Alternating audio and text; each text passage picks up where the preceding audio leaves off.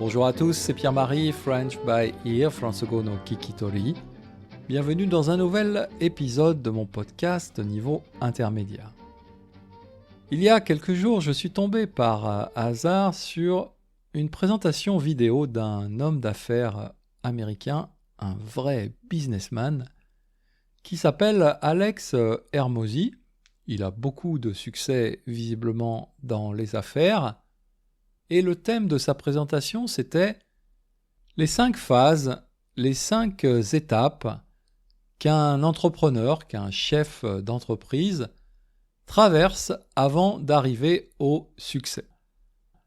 Alors, les Américains sont très forts pour ce genre de présentation. Dans mon autre vie, dans ma vie de journaliste, j'ai assisté à beaucoup de présentations comme ça. Elles sont pas toujours intéressantes. Elles sont pas souvent intéressantes, même, je peux dire. Mais celle-ci, je l'ai trouvée très intéressante et c'est pour ça que j'en parle aujourd'hui.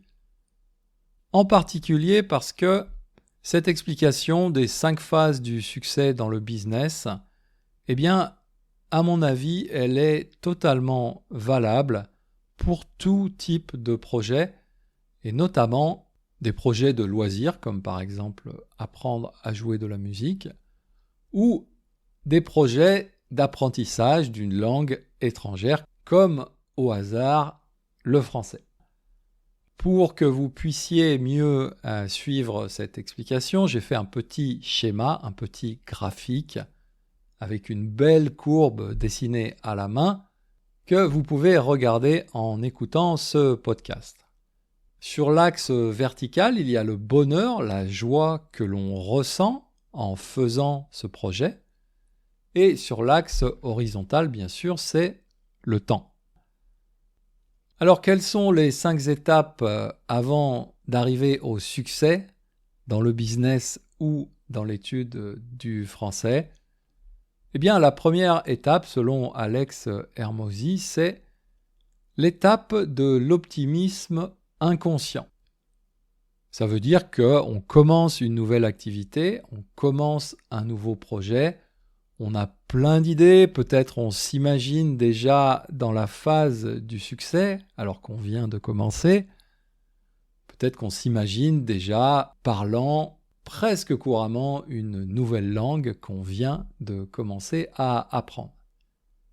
C'est une phase un peu grisante, ça veut dire excitante, mais de façon positive. Donc c'est une phase un peu grisante et je me rappelle très bien, par exemple, quand j'ai commencé à apprendre le japonais, à la fin du premier cours, je savais simplement me présenter en disant « Watashi wa Pierre-Marie desu, Fransujin desu ». Je m'appelle Pierre-Marie, je suis français. C'était rien du tout, c'était vraiment une phrase super simple, mais le fait de la comprendre et surtout, je crois, le fait de la prononcer, je trouvais ça super excitant. Waouh, ça y est, je parle japonais. Bon, bien sûr, c'était que le début. La deuxième phase, c'est la phase inverse pratiquement. Donc, après l'optimisme inconscient, on rentre dans le pessimisme conscient. Ça veut dire que cette nouvelle activité qu'on avait commencé avec beaucoup d'excitation, avec beaucoup de joie, petit à petit, en avançant, on se rend compte que c'est quand même difficile et plus on progresse, en fait, plus on s'aperçoit que ça ressemble à un vrai travail. Et dans certains cas, comme par exemple l'étude du français, on peut arriver assez vite à se dire « Ouh là là, c'est vraiment très compliqué, je vais jamais y arriver ». D'où le nom de pessimisme conscient. Pourquoi conscient ? Parce que, ça y est, on a compris que vraiment notre projet allait être difficile.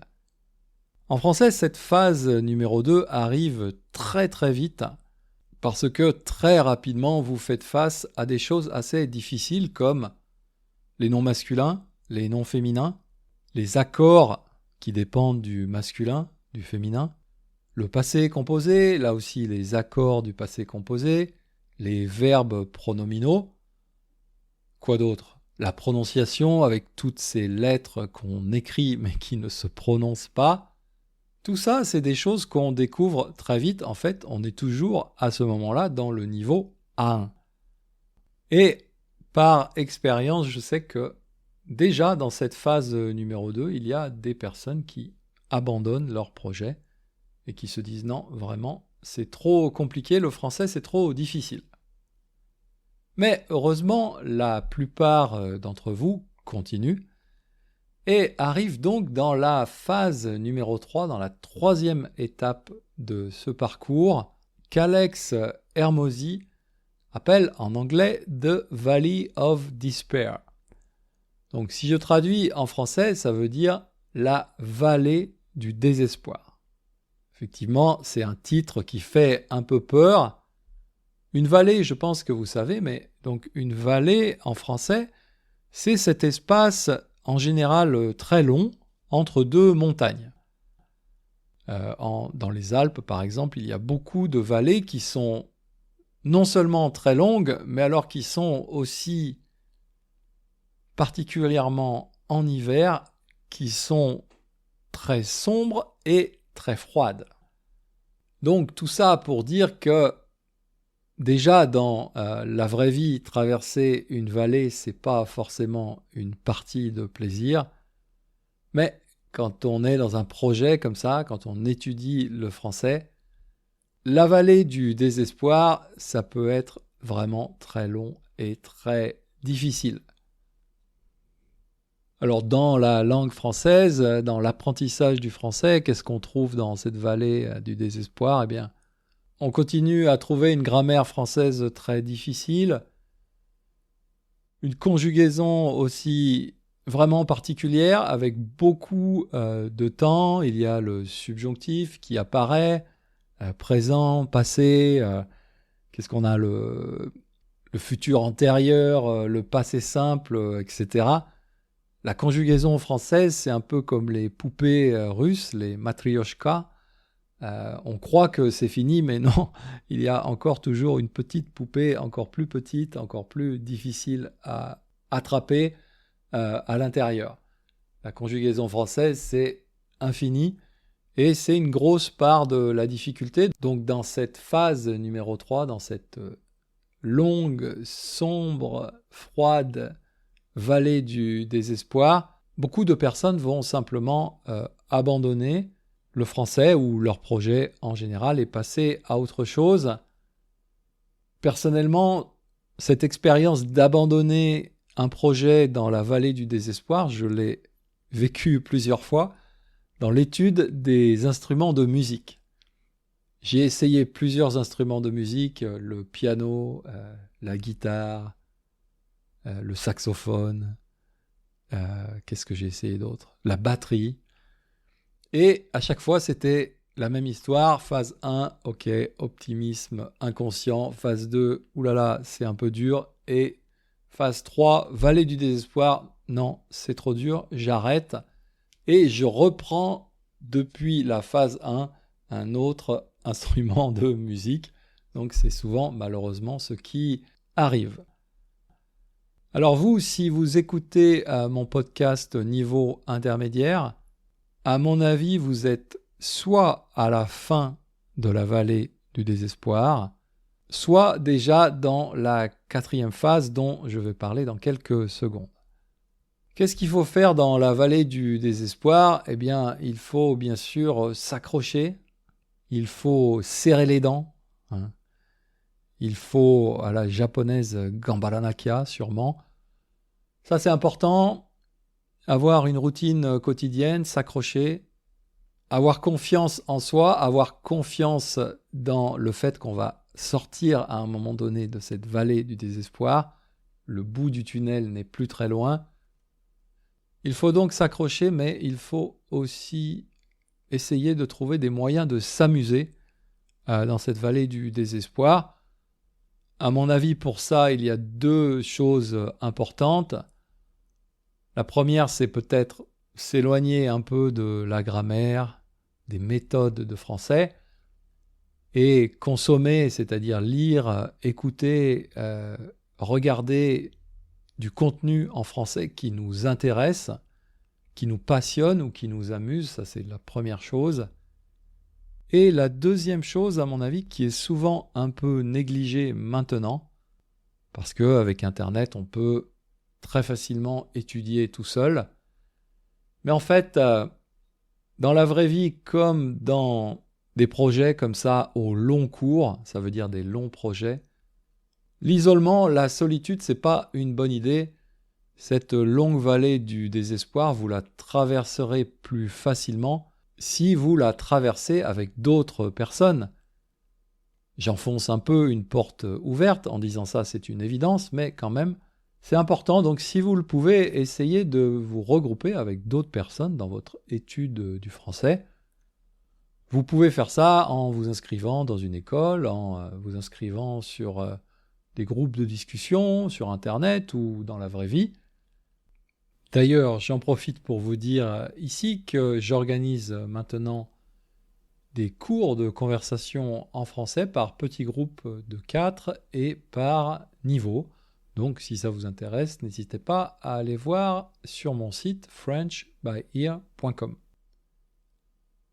Donc voilà, ça c'était la phase 3, la vallée du désespoir, mais comme j'ai dit il y a quelques secondes, peut-être vous êtes déjà dans la phase 4 que notre homme d'affaires américain, notre businessman Alex Hermosi, appelle l'optimisme conscient.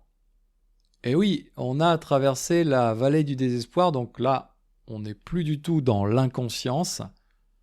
On a tout à fait conscience, on comprend tout à fait la difficulté de notre projet, on comprend tout à fait le niveau de difficulté de la langue française, mais ça y est, on est dans une phase optimiste parce que, tous ces efforts, on s'aperçoit petit à petit dans certaines situations qu'ils commencent à porter leurs fruits. Souvent, malheureusement, quand on étudie une langue, je pense qu'on peut demander à tous les gens qui sont niveau intermédiaire, B1, B2, et c'est mon cas aujourd'hui en japonais, si on me demande sérieusement, est-ce que tu as l'impression de progresser? Je vais dire non. On n'a jamais l'impression de progresser quand on est dans la phase intermédiaire. Mais en fait, c'est pas vrai, on progresse. Et ça, on s'en rend compte de temps en temps dans certaines situations, parce que ce qu'on était incapable de faire avant, on arrive à le faire. Un exemple tout bête, c'est, je me rappelle très bien, quand j'ai fait ma première réservation de restaurant au téléphone en japonais. Quand j'ai lancé le coup de téléphone, j'étais pas sûr du tout de pouvoir y arriver, mais au final, j'y suis arrivé. Et donc là, on se dit, waouh, ça y est, ok, je progresse, tout ce travail que j'ai fait, je commence à en voir le résultat et on est dans cette phase de l'optimisme conscient.